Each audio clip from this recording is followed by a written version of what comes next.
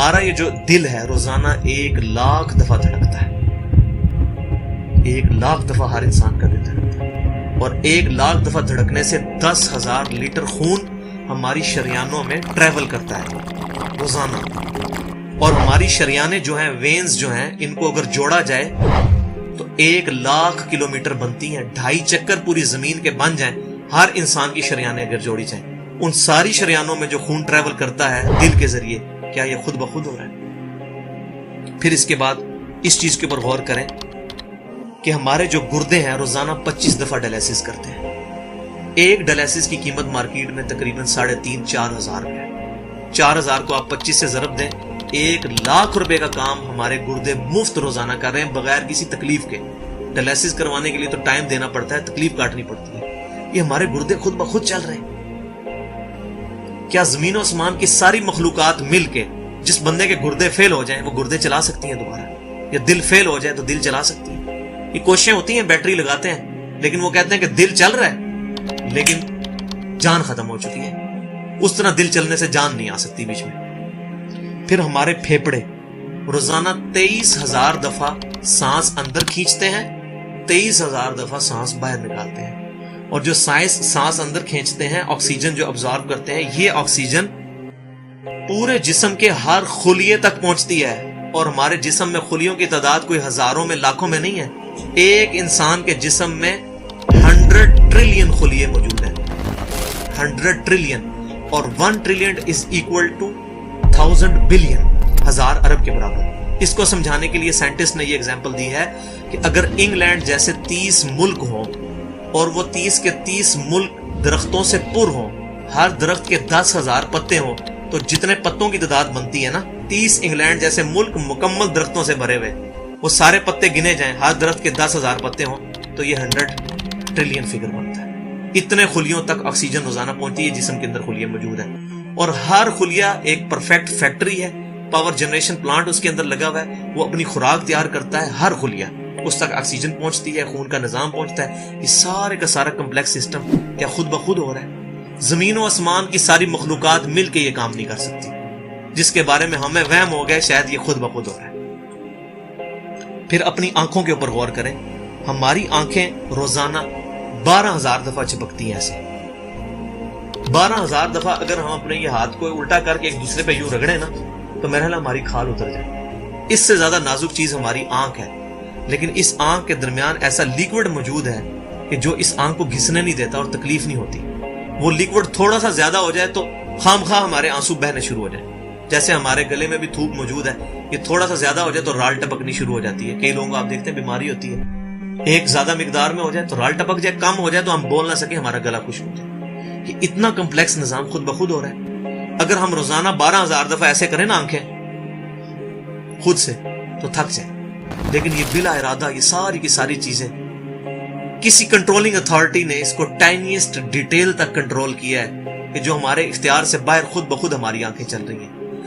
جب کوئی خطرہ سامنے آتا ہے، اندھیری چلتی ہے، نہ چاہتے ہوئے خود بخود ہماری آنکھیں یوں بند ہو جاتی ہیں. پھر اس کے اوپر پلکوں کے اوپر بال ہیں، اور نہ صرف یہ بال، اپنے ناخنوں پر غور کریں. گوشت میں سے ناخن نکل رہے ہیں. یار گوشت کے اندر کون سا مٹیریل ہے جو یہ ناخن باہر نکال رہا ہے؟ یہ گوشت میں سے دانت نکل رہے ہیں، یہ گوشت میں سے گھاس نکل رہی ہے. یہ دیکھیں گھاس، یہ بال نکل رہے ہیں. جو بندہ پاگل ہو جاتا ہے، یار گوشت میں سے اتنی مشکل چیزیں کیسے نکل رہی ہیں؟ اور ناخن ہمیں کاٹنے پڑتے ہیں لیکن دانت کاٹنے نہیں پڑتے. یہ ایک خاص مقدار پہ جا کے رک جاتے ہیں. یار دانتوں کا کوئی باپ ہے جو ان کو کہہ رہا ہے کہ اس کے بعد تم نے نہیں بڑھنا؟ سر کے بال بڑھتے ہیں لیکن یہ ہمارے یہ والے بال نہیں بڑھتے، ابرو کے بال نہیں بڑھتے. اس کو کون کنٹرول کر رہا ہے؟ یہ ساری کی ساری چیزیں کیا خود بخود ہو رہی ہیں؟ جو چیزیں بھائیوں کرنے سے نہیں ہو سکتی، انسان اپنی چیزیں خود کنٹرول نہیں کر سکتا، تو خود بخود وہ کیسے ہو رہی ہے؟ اس سے بڑی تو بیوقوفی اور کوئی چیز نہیں. پھر سب سے مشکل جو انسٹرومنٹ ہمارے دماغ جو ہے، ہمارے دماغ کے اندر 10 ارب خلیے ہیں، اور جو دماغ کے اندر جو ہمارے کنیکشنز ہیں وہ 100 ٹریلین ہیں، equivalent to the quantity of cells in human body. جو میں نے بتایا تھا انگلینڈ جیسے 30 ملک ہوں، وہ والی ایگزامپل دی، وہ سیم اتنے کنیکشنز دماغ کے اندر ہیں. ہمارے دماغ کے اندر 1 منٹ کے اندر 10 لاکھ چین ریئیکشنز ہوتے ہیں جن کی وجہ سے دماغ کام کرتا ہے. ایک کنیکشن بھی ان 100 ट्रिलियन कनेक्शन में से डिस्टर्ब हो जाए, हमारा दिमाग काम नहीं कर सकता। इतनी टाइनीस्ट डिटेल तक दिमाग को जो कंट्रोल किया है, ये क्या दिमाग खुद ब खुद अपने आप को कंट्रोल कर रहा है? जमीन और आसमान की सारी मखलूकात मिल के एक बंदे का दिमाग नहीं चला सकती अगर उसका दिमाग खराब हो जाए या कनेक्शन डिस्टर्ब हो जाए। ये अक्सर लोगों को ऐसा मसला होता है कि कहते हैं जी खून आ गया इसको और ये दिमाग जो है इसकी शरीयान फट गई, ये हो गया।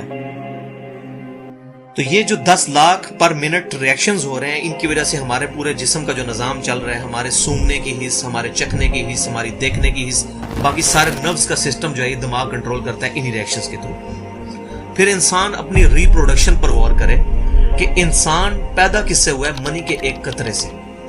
मनी के एक कतरे के अंदर 1 करोड़ 20 लाख स्पर्म्स मौजूद होते हैं।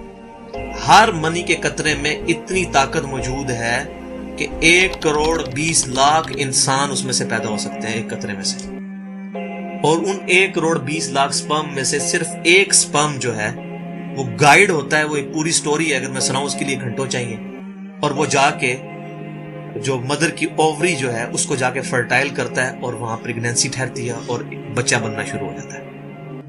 उस एक स्पर्म को कौन रास्ता दिखाता है और वो किस मुश्किल रास्तों से गुजर के वहां तक पहुंचता है, इंसान पागल हो जाता है। अब नेशनल ज्योग्राफिक पे ये वीडियो चलाई थी उन्होंने, सारी चीजें दिखाई थी, तो इंसान पागल हो जाता है उस चीज को देख। तो ये जमीन और आसमान की सारी मखलूकात मिलके क्या एक बच्चा बना सकती है? पागल हैं सब के सब लोग, परेशान हो जाते हैं कि मनी के एक कतरे से इतना बड़ा इंसान कैसे बन जाता है।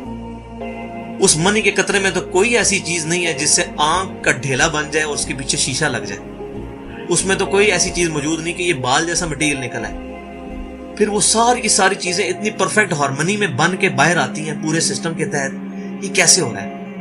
जो काम जमीन और आसमान की सारी मखलूकात मिल के नहीं कर सकती, वो खुद ब खुद कैसे हो सकता है? तो अब तक जितनी मैंने डिस्कशन की, ये वो तमाम डिस्कशंस हैं जो आम इंसान, इसमें से मेजॉरिटी चीजें ऐसी हैं कि जो आम इंसान, चाहे आज का इंसान है चाहे 1000 साल पहले का इंसान है, वो इन सारी चीजों को ऑब्जर्व करके एक सुपर कंट्रोलिंग अथॉरिटी तक पहुंच सकता है, और वो अथॉरिटी है अल्लाह।